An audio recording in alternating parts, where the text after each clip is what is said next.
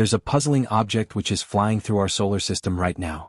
It's only the third object ever identified to enter our solar system from another galaxy. It was discovered on July 1st of this year, but there is still so much we really don't know about it. Joining me now is Avi Loeb, a theoretical physicist and also a Harvard University Science professor of science.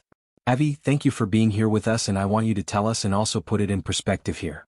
First, where is Theory Atlas from? And also, where is it now?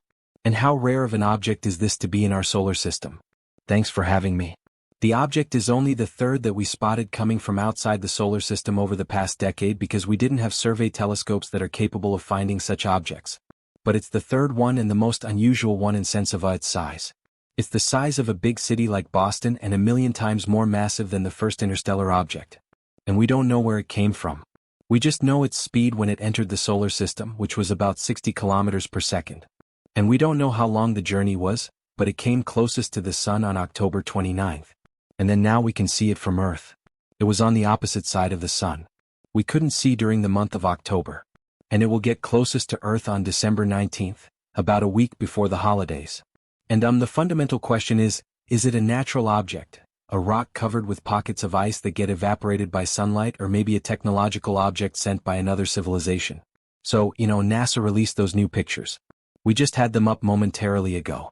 They just released them this week, but they didn't really address a lot of the puzzling questions that you have brought up in the past. What would you like to hear from NASA and why? Right.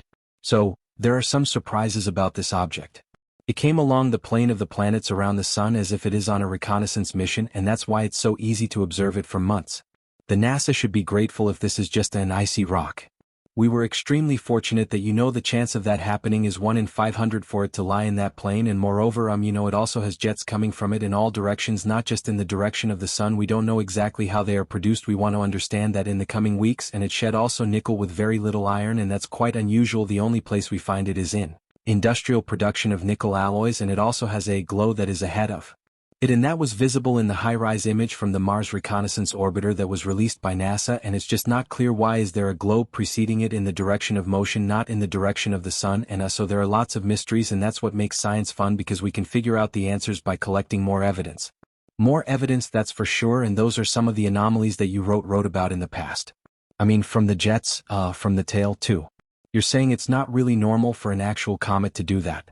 I also want to go back to the pictures though, because it has gained the attention of so many amateur astronomers who have used their own cameras to capture high-quality images. NASA though releasing these pictures, you got to be honest, you look at it, it's pretty blurry. Is this acceptable? Were you expecting such blurry images to be made and released by NASA? Yeah, the cameras that NASA used for those images are not optimized to observe this particular object. The best image was obtained by the Hubble Space Telescope, and we expect to get better images in December. There are bigger telescopes on the ground, and actually amateur astronomers in recent days got much better with equipment that cost thousands of dollars. They got much better data or images than NASA obtained with $1 billion equipment. So I think we should expect in the coming weeks to learn much more about this object. And stay tuned. Hopefully it will not send any unwanted gifts for the holidays. Yeah. And you mentioned too it could be, you're theorizing it could just be a comet, or it could be something else. What is that something else that you have referenced? The something else is an object that was designed to target the inner solar system, and it could be a mothership that releases probes to the planets. So we should check out if there are any objects coming out of it in the direction of Earth or Mars. We have orbiters around Mars that can monitor for any new objects that appear there. And we can check for any radio transmission or any excess heat that is coming from an engine or any maneuver that the object makes. All of these are technological signatures, and we have enough instruments looking at it that we can figure it out if it turns out to have any of these technological signatures. And we should always remember the story about the city of Troy that accepted without any hesitation a Trojan horse that looked completely innocent. So my point is, when you have a visitor to your backyard, you better get as much data on it as possible, because it might show up at your front door. It's a little taboo in a sense. I'm sure some people are watching this smiling in a way or grinning. It's a little taboo to even consider that. But it is interesting that you bring it up, saying it could be a comet or it could be something else, because as you said, you want to know who's in your backyard, right? Do you think though that NASA is willing to look at it from that perspective, or just write it off and say this is a comet? Well, it doesn't really matter what NASA thinks or does, because there are hundreds of telescopes around the globe that will be looking at it. And we are not in the days of Galileo Galilei when the Vatican or the Church could tell the public don't listen to one guy that says that the Earth is not at the center of the universe. Nowadays, it's impossible to block the flow of information.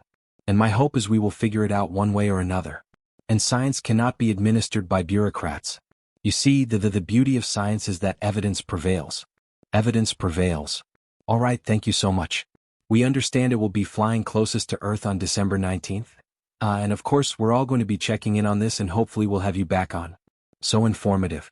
We really do appreciate it. Thank you very much. If you'd like, I can also clean this up for broadcast script, YouTube narration, or documentary formatting while still preserving every word.